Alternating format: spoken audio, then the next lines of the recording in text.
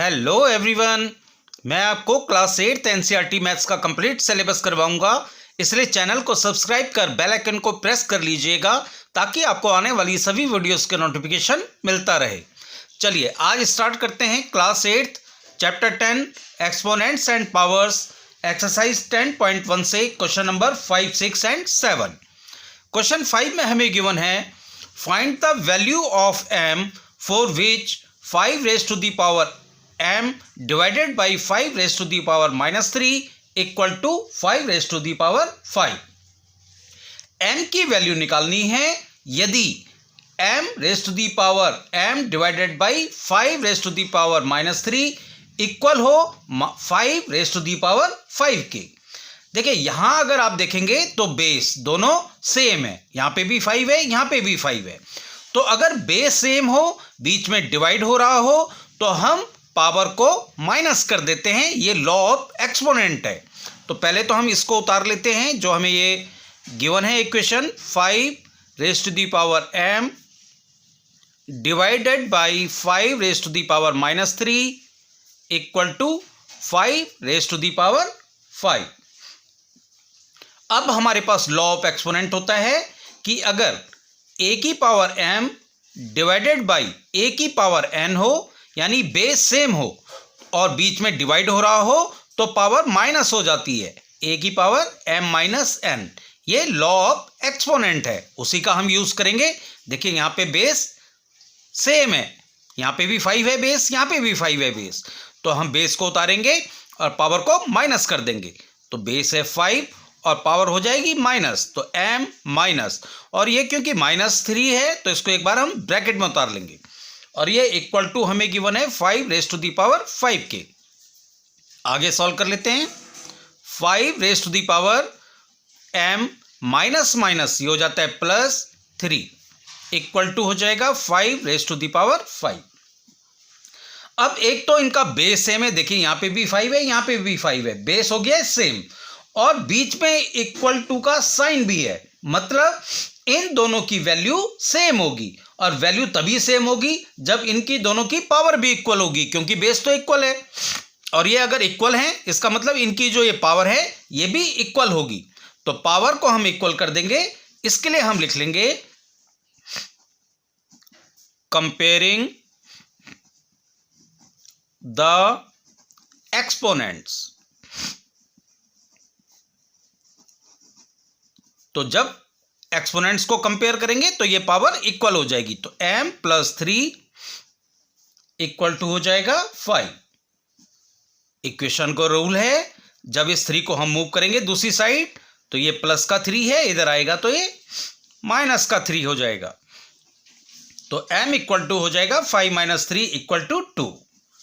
यही आपका आंसर होगा। अब हम कर लेते हैं क्वेश्चन नंबर 6। क्वेश्चन 6 में हमें गिवन है इवैल्यूएट, मीन्स हमें इवैल्यूएट करना है, मतलब जो क्वेश्चन हमें गिवन है इसकी वैल्यू फाइंड आउट करनी है। तो चलिए स्टार्ट करते हैं। क्वेश्चन में देखिए हमें गिवन है 1/3 इन ब्रैकेट और इसकी पावर गिवन है -1, फिर -1/4 इन ब्रैकेट और इसकी पावर गिवन है -1, और इन सब की होल पावर हमें गिवन है -1। तो सबसे पहला काम हमें जो करना होता है, अगर पावर नेगेटिव में है तो इसको पॉजिटिव करना होता है। और इसके लिए हमारे पास जो लॉ ऑफ एक्सपोनेंट है वो ये है कि अगर a की पावर -m है तो हम बेस को अगर रेसिप्रोकल कर देते हैं तो ये पावर पॉजिटिव में हो जाती है। ये लॉ ऑफ एक्सपोनेंट है, उसी का यूज करेंगे। तो ये बेस है 1/3, इसका रेसिप्रोकल करेंगे तो ये पावर पॉजिटिव हो जाएगी। तो ये हो जाएगा 3/1, इसका रेसिप्रोकल कर दिया और ये पावर हो गई है पॉजिटिव यानी 1। फिर माइनस, यहाँ पे भी पावर नेगेटिव है, बेस है 1/4, इसका हम रेसिप्रोकल करेंगे 4/1 हो जाएगा और पावर हो जाएगी पॉजिटिव। और इसकी पावर हमें गिवन है -1। इसके बाद देखिए 3/1 3 होता है और इसकी पावर अगर 1 करेंगे तो भी 3 होगा। तो ये हो जाएगा 3 माइनस, और ये 4/1 ये 4 होता है, इसकी पावर 1 है, मीन्स ये 4 ही होगा।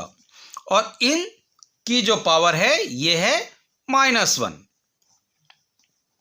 आगे सॉल्व करेंगे 3 माइनस 4 हो जाता है -1।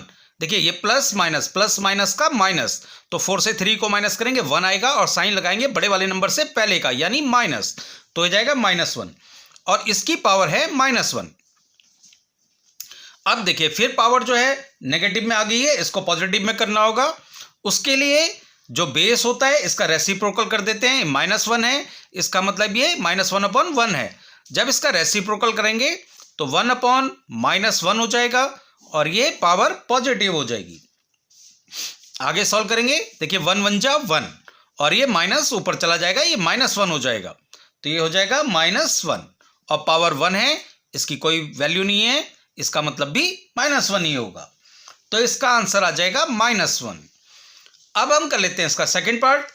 सेकंड पार्ट में हमें गिवन है 5/8 raise to the power -7 multiply 8/5 और इस पूरे की पावर है -4। सबसे पहला काम हमें वही करना है, पावर नेगेटिव में गिवन है, इसको पॉजिटिव करना है और पॉजिटिव करने के लिए जो बेस होता है इसका हम रेसिप्रोकल कर देंगे तो ये पावर पॉजिटिव हो जाएगी। ये 8 ऊपर चला जाएगा और 5 नीचे आ जाएगा। रेसिप्रोकल कर दिया है तो पावर जो ये -7 है ये 7 हो जाएगी मल्टीप्लाई, यहाँ भी -4 है यानी पावर नेगेटिव में है, इसको हम रेसिप्रोकल करेंगे, 5 ऊपर चला जाएगा 8 नीचे आ जाएगा तो पावर हो जाएगी पॉजिटिव यानी 4। ये लॉ ऑफ एक्सपोनेंट है, वो भी आपको लिखना चाहिए, a raise to the power m equal to 1/a raise to the power m। किसी भी नंबर की अगर पावर नेगेटिव है उसका हम रेसिप्रोकल करेंगे बेस का तो वो पॉजिटिव हो जाती है। आगे सॉल्व करेंगे, देखिए ये है 8 रेज़ टू द पावर 7, ये जो पावर 7 है ये 8 की भी है और 5 की भी है, ये 8 रेज़ टू द पावर 7 है और ये 5 रेज़ टू द पावर 7 भी होगी मल्टीप्लाई, ये 5 की पावर भी है 4 और 8 की पावर भी है 4। आगे सॉल्व करेंगे, देखिए यहां पे हमें बेस दिख रहे हैं 8 और 5, ये 5 और 8 यानी हमारे पास दो बेस हैं, एक 8 है और एक 5 है। पहले 8 बेस को ले लेते हैं, जब ये बेस है देखिए 8 की पावर 7 है और डिवाइड में 8 की पावर 4 है तो हमारे पास लॉ ऑफ एक्सपोनेंट होता है, अगर बेस सेम है और डिवाइड हो रहे हो तो पावर माइनस हो जाती है, तो 8 की पावर 7 और नीचे है 8 की पावर 4, तो ये डिवाइड हो रहे हैं, बेस सेम है 8 तो पावर माइनस हो जाएगी मल्टीप्लाई, यहां भी यही हो रहा है, देखिए 5 की पावर 4 है और नीचे डिवाइड में है 5 की पावर 7 तो ये डिवाइड हो रहे हैं, बेस सेम है तो पावर माइनस हो जाएगी। तो पहले इसको उतारना है, ऐसा नहीं करना है कि 7 - 4 कर देंगे, जो ऊपर है वो पहले आएगा और नीचे वाला -7 बाद में आएगा। ये है लॉ ऑफ एक्सपोनेंट। तो लॉ ऑफ एक्सपोनेंट भी हम लिख लेते हैं, a raise to the power m divided by a raise to the power n equal to a raise to the power m minus n। अगर बेस सेम हो तो और बीच में डिवाइड हो रहा हो तो पावर माइनस हो जाती है। आगे सॉल्व करेंगे, 8 रेज़ टू द पावर 7 - 4 ये हो जाएगा 3 multiply 5 raise to the power 4 - 7, देखिए प्लस माइनस का माइनस होता है तो 7 से 4 को माइनस करेंगे, ये 3 आ जाएगा और साइन आएगा बड़े वाले नंबर से पहले का यानी माइनस।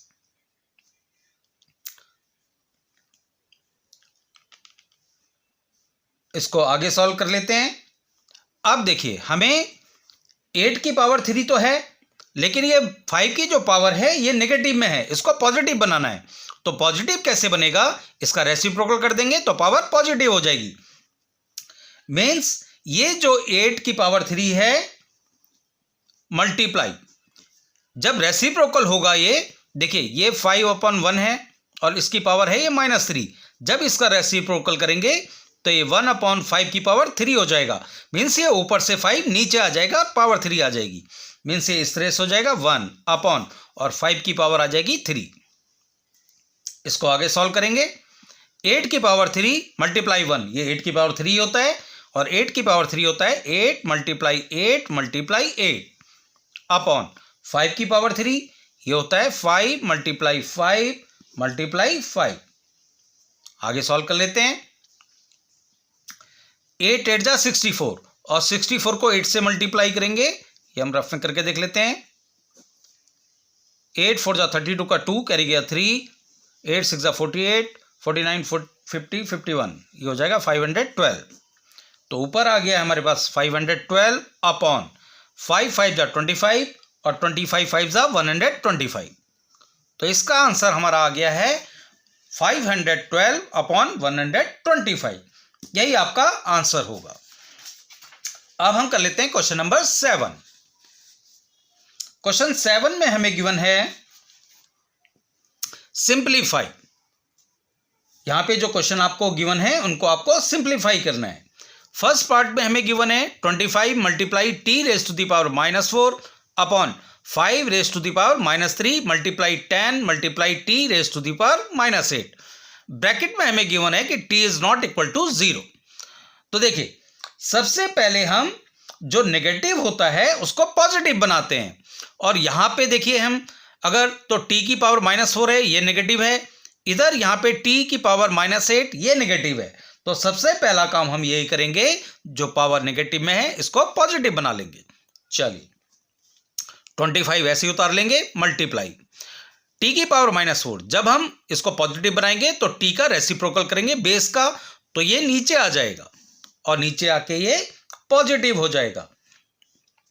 तो ये जो है t की पावर -4, ये नीचे आ जाएगी, तो ये t की पावर 4 हो जाएगी, पॉजिटिव हो जाएगी। और यहां t की पावर -8 है, जब इसका रेसिप्रोकल करेंगे तो ये ऊपर चला जाएगा और ये t की पावर 8 पॉजिटिव हो जाएगा। देखिए, 25 को 25 उतार लिया है, t की पावर -4 है, ये नीचे आ गया है, पॉजिटिव हो गया है। जो t की पावर -8 है ये ऊपर चला गया है और पॉजिटिव हो गया, रेसिप्रोकल होके ऊपर चला गया है। रेसिप्रोकल होके ऊपर अगर कोई न्यूमरेटर में है वो डिनोमिनेटर में चला जाता है, जो डिनोमिनेटर में है वो ऊपर न्यूमरेटर में चला जाता है। इसके बाद देखिए, ये 5 रेज टू दी पावर -3 ये भी नीचे है, तो इसका जब हम रेसिप्रोकल करेंगे तो ये ऊपर चला जाएगा और पॉजिटिव बन जाएगा। ये हो जाएगा ऊपर जाके 5 रेज टू दी पावर 3 और ये 10 नीचे है, इसको हम नीचे ही रहने देंगे। आगे सॉल्व करेंगे। अब देखिए, 25 है यहाँ पे बेस और 5 है बेस और एक 10 है बेस, तो बेस अलग अलग हो रहे हैं। हम क्या करेंगे, देखिए ये तो प्राइम नंबर है, जो प्राइम नंबर नहीं है इसके हम प्राइम फैक्टर करेंगे। तो 25 को हम अगर प्राइम फैक्टर करें तो देखिए 5 5 जा 25, 5 1 जा 5, तो 25 को हम लिख सकते हैं 5 square, 5 raise to the power 2। तो 25 की जगह हम लिखेंगे 5 raise to the power 2 multiply. अब ये है 5 रेज टू द पावर 3, इसको हम इसके साथ लिख लेते हैं, multiply t raise to the power 8, इसको हम आगे लिख लेते हैं, अपॉन इसके बाद है 10, इसके भी हम प्राइम फैक्टर निकालेंगे। 10 को हम लिख सकते हैं 2 5 जा 10 और 5 1 जा 5 मीन्स 2 मल्टीप्लाई 5, इसको हम लिख सकते हैं 2 मल्टीप्लाई 5। तो 10 की जगह हम लिखेंगे 2 मल्टीप्लाई 5 मल्टीप्लाई ये t की पावर 4 है, इसको हम अभी ऐसे ही रहने देते हैं। अब देखिए, अब यहां पे हमारे पास बेस हो गए हैं, एक तो हो गया 5, एक हो गया 2 और एक हो गया है t। अब हम एक एक करके बेस को पकड़ लेते हैं। पहले हम 5 वाले बेस को पकड़ लेते हैं और 5 ये बेस है, ये बेस है और ये बेस है, इन्हीं को सॉल्व कर लेते हैं। तो 5 की पावर देखिए, ये आपस में मल्टीप्लाई हो रहे हैं, लॉ ऑफ एक्सपोनेंट है, अगर बेस सेम है बीच में मल्टीप्लाई हो रहा है तो पावर ऐड हो जाती है, तो 2 + 3 ये ऐड हो जाएंगी। और ये नीचे डिवाइड में है 5, इसकी पावर 1 होगी, क्योंकि अगर पावर नहीं है मीन्स इसकी पावर 1 है, और ये डिवाइड में है, तो जब डिवाइड में होता है तो पावर माइनस हो जाती है, तो ये हो जाएगा -1। फिर t को देख लेते हैं। देखिए, यहाँ है t की पावर 8 और डिवाइड हो रहा है t की पावर 4, तो जब डिवाइड होता है बेस सेम होता है और डिवाइड हो रहे हो तो पावर माइनस हो जाती है, ये लॉ ऑफ एक्सपोनेंट है। अपॉन यहां हम लॉ ऑफ एक्सपोनेंट भी लिख लेते हैं पहले ही। देखिए, यहां पे हमने प्लस वाला लॉ भी लगाया है, मल्टीप्लाई हो रहा है, पावर ऐड हो गई है, और यहां पे हमने डिवाइड वाला भी लगाया है जिसमें पावर माइनस हो रही है, तो दोनों लॉ लिख लेते हैं। a की पावर m मल्टीप्लाई a की power n equal to a की पावर m + n, ये है मल्टीप्लाई वाला, पावर ऐड हो जाती हैं, और अगर डिवाइड वाला हो तो पावर माइनस हो जाती हैं, a की पावर m माइनस n। ये लॉ ऑफ एक्सपोनेंट है। ओके, आगे सॉल्व करते हैं। देखिए ये 5 और ये दोनों t, इनका काम यहाँ पे हमने कर दिया है। अब यहाँ पे बचा है 2 सिर्फ, तो ये 2 आ जाएगा नीचे। आगे सॉल्व करते हैं। 5 की पावर, देखिए 2 + 3 5 और 5 - 1 ये हो जाएगा 4 मल्टीप्लाई t की पावर 8 - 4 ये हो जाएगा 4 और नीचे है 2। आगे सॉल्व कर लेते हैं। 5 की पावर 4 ये हो जाएगा 5 × 5 × 5 × 5 मल्टीप्लाई ये है t की पावर 4 और ये है अपॉन 2। देखिए 5 × 5 = 25 और 5 × 5 = 25। 25 को 25 से मल्टीप्लाई करेंगे, ये आ जाता है 625 और आगे हमारे पास है t की पावर 4 अपॉन 2। यही आपका आंसर होगा 625 t⁴ डिवाइडेड बाई 2। अब हम कर लेते हैं 7th क्वेश्चन का सेकंड पार्ट। सेकंड पार्ट में देखिए हमारे पास सबसे पहला काम यही करना है, जो नेगेटिव हैं इनको हमें पॉजिटिव बनाना है और पॉजिटिव बनाने के लिए हम इसका रेसिप्रोकल कर देते हैं। और मैंने आपको ये बता दिया है, अगर ये न्यूमरेटर में है और किसी भी नंबर का अगर माइनस में नेगेटिव में पावर है, जब इसका रेसिप्रोकल करेंगे तो ये डिनोमिनेटर में आ जाएगा। तो यही करेंगे। देखिए 5 की पावर -7 ये नीचे है डिनोमिनेटर में, जब इसका रेसिप्रोकल करेंगे तो ये ऊपर आ जाएगा 5 की पावर 7 और पॉजिटिव बन जाएगा। इसी तरह ये है आपका 6 की पावर -5 ये नीचे है डिनोमिनेटर में, इसका रेसिप्रोकल करेंगे तो ये ऊपर चला जाएगा और पॉजिटिव बन जाएगा। मल्टीप्लाई ये 125 ऊपर ही है, इसको ऊपर ही रहने देंगे।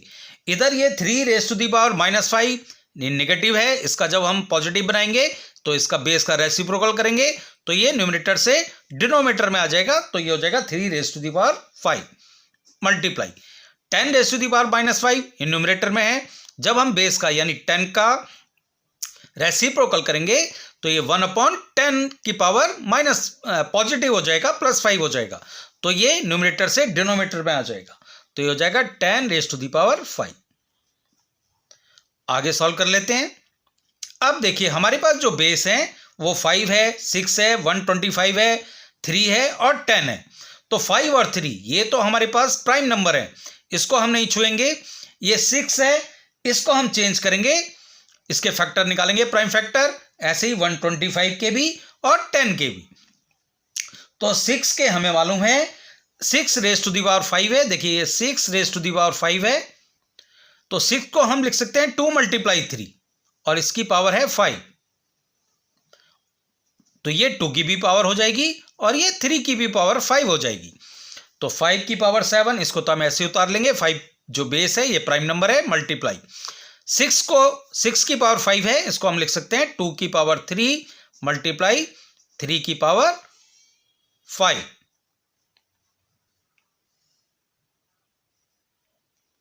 टू की पावर 5 ये 5 होगा यहाँ पे, 2 की पावर 5 मल्टीप्लाई 3 की पावर 5 मल्टीप्लाई। अब बचा है 125।